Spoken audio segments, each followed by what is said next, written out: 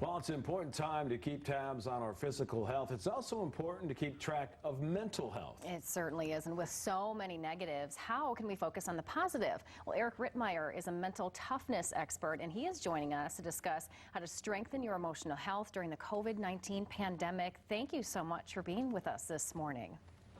Thanks for having me, Nicole. It's great to be here.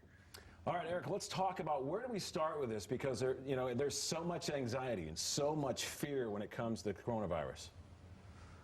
There is, and I think a big part of this, Mike, is what we're asking people to do is to really suppress one of our profoundly human and evolutionarily hardwired needs to connect, and this is an issue. And when you tell people we have to isolate, that's a problem. But I think it's also important to realize that while we can remain physically disconnected, we can also remain socially connected at the same time. So just because we have to physically be apart doesn't mean we have to be apart emotionally. Yeah, and thankfully, technology is allowing us to do that as well. Now, of course, our kids, they're affected by this as well. So how do we talk with them about the emotions that were related to COVID-19? That's a really big part of this, Nicole, and it's really what I'm most fearful of, to be honest with you, because I feel like they're kind of getting shuffled to the back here. We do have to be very aware of our children because they're going through a really difficult time right now. I mean, think about it. We all kind of have these events that have happened to us.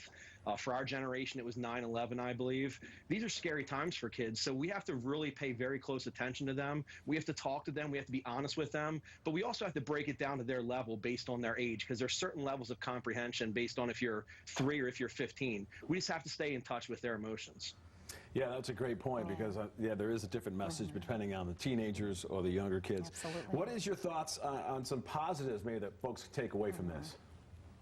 Yeah, I have a couple hypotheses here, Mike, and I think the issue is, on one hand, I'm concerned that the people who are already kind of, in this isolation issue and having problems with loneliness, this could possibly exacerbate that and make it worse. While the ones who are kind of teetering on the edge and just kind of, they're okay, but they're just on the borderline of becoming socially secluded, this could push them over the edge. That's my first hypothesis and my first concern. My second is that this could possibly, and I'm hoping, will make everybody realize, kind of heighten our level of awareness to say, okay, this is what's important. Our connections are important. Our families are important. Let's remain connected with those we love, and let's make this a positive. Absolutely, we have to, focus on that. And finally, today, what has history really taught us about the importance of relying on these relationships, especially in a time of crisis? Yeah, catastrophic events, we've dealt with them, and since our country's inception, we've dealt with them. It's coming together. It's the connections we have that get us through, and it's our family, it's our friends, it's reinforcing them. We can rely on each other, and especially those that really need us right now, the elderly, the people who are already suffering from this type of seclusion. They might also be dealing with chronic health issues. This can really push them over the edge. So it is an opportunity for us to go back to our roots, to start playing board games again, to start loving each other again. So I think at the end of the day, I'm hoping it is a positive for all of us to realize it's okay to love each other. Excellent advice. Eric, where can they go if they want more information from you?